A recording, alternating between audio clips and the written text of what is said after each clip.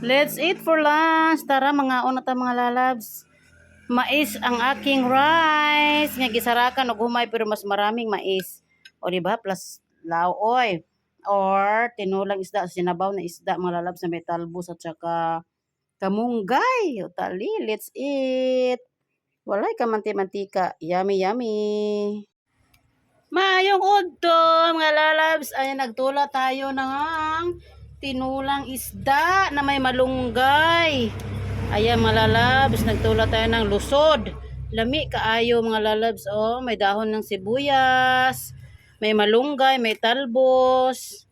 Uy, kalami. Walay mantika. Good for the health. Yung mga acidic dyan, ito ang bagay sa atin, mga high blood. Ito ay pinakuluan sa tanglad at saka bell pepper para humot. Ato nang ibutang ang talbos ng kamuti. Ayan mga lalabs, talbos ng kamuti. Agoy, kalami kaayo, healthy, walay mantika mga lalabs. Talbos ng kamuti. Salamat Ate Cherry sa talbos ng kamuti mo. Lami kaayo, dili pait. Ayan mga lalab, umaapaw sa galak ng gulay ang ating tinulang isda. Lami kaayo mga una ta mga lalab sa luto ng atong tinula o sinabaw na isda na may malunggay at talbos ng kamote.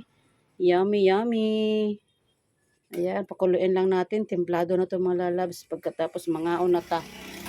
Walay mantika, healthy kaayo. That's all. Magandang tanghali sa lahat.